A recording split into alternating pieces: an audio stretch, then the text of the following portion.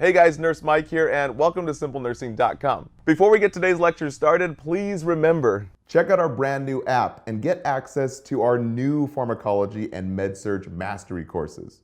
Plus 11 other courses like Fundamentals, Pediatrics, Maternity, Mental Health, and more. Complete with over 300 follow-along cheat sheets and a massive quiz bank loaded with detailed rationales to test your knowledge. Join for free. Click the link in our description below. All right, guys, let's begin.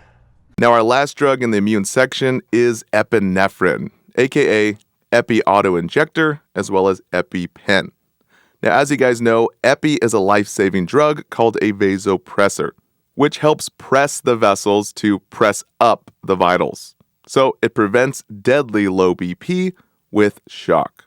Now, it does this by stimulating the alpha and beta receptors, causing vasoconstriction, which increases blood pressure, and also causes bronchodilation, which helps open the lungs to facilitate breathing. Now, not typically tested on question banks, but it's nice to know that Epi affects the heart as a positive chronotropic and positive inotropic. So simply think chronos means time, so we get more beats per minute with positive chronotropic. And inotropic means more force, so we get a more forceful heart contraction. So remember, by saying, I know the answer, there's a lot of force when you know something. So just think inotropic is a positive forceful contraction. So that's how you know the key terms. Now, for the two most common reasons to give Epi, we give for both cardiac arrest as well as anaphylaxis reaction. That's severe allergic reaction. So for cardiac arrest, Epi is given IV push, and we cover this in detail in the cardiac lectures. But for this lecture, we're talking about anaphylaxis, that severe allergic reaction. We give an EPI-PEN, or aka auto-injector, to inject straight into the outer thigh for an IM injection, typically after severe allergic reactions. For example, a bee sting or food allergies. Say we're eating shellfish with an allergy, the client goes into an anaphylactic shock, resulting in deadly hypotension and bronchoconstriction, which inevitably leads to death via cardiac and respiratory arrest. So the key points to know. Hesse mentions Epi is the first drug used for anaphylaxis. And ATI backs this up by saying, first signs of anaphylaxis reaction, those hives, dyspnea, and hypotension, we use an EPI-PEN. So the key term here to know is it's the first drug for the first sign of anaphylactic reaction. We always use Epi first. Now, two big NCLEX tips. We repeat every 5 to 15 minutes if the signs and symptoms continue. And we repeat Epi until the signs and symptoms resolve. So we keep on repeating Epi until those signs and symptoms go away. Then we give the other medications.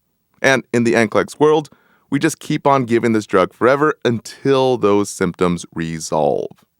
Now, how do you know if it's a supersized anaphylactic reaction and not just a mild allergic reaction? Well, any allergy that affects the ABCs, the airway, breathing, and circulation, or even induces hives, this is deadly anaphylaxis, the supersized allergy reaction. So again, don't delay Epi injection. We inject immediately upon these signs and symptoms. And no skin prep is necessary. Just stab that outer thigh straight through the pants and hold it there for about 10 seconds. So the correct medication sequence is Epi first, then diphenhydramine, or basically Benadryl, and lastly albuterol and steroids. But out of all these, most question banks only stress about Epi being that first drug during anaphylaxis, and the rest only after the acute signs and symptoms have resolved. Remember, we repeat Epi as a priority until those signs and symptoms resolve. Now, Kaplan mentions a patient scenario, administration of ampicillin, and the client reports itchiness and difficulty breathing. The priority actions is number 1, stop the infusion that's causing the problem. Number 2, you assess by auscultating the lungs or listening to the lungs. And number 3, you prepare to administer epinephrine first. So again, not steroids, not albuterol, it's always Epi first. And secondly, the captain mentions effective management of shock. You have a BP that's a little bit high, apical pulse that is 99, and a cap refill that's less than 2 seconds. Guys, this indicates good perfusion, meaning Epi is doing its job to press on the veins as a vasopressor. So it's pressing those vital signs up. And speaking of normal expected side effects to know after giving this medication: tachycardia, that heart rate over 100, palpitations, and dizziness. Again, these side effects means that Epi is doing its job to prevent that shock, or basically that death from low blood pressure.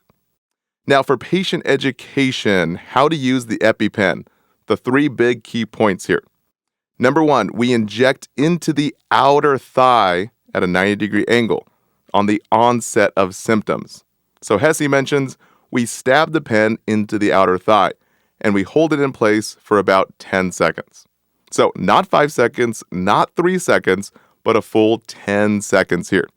Now, number 2 is we seek immediate medical attention after use. So go to the hospital. Don't wait, since Epi wears off in about 10 to 20 minutes, and signs and symptoms may return.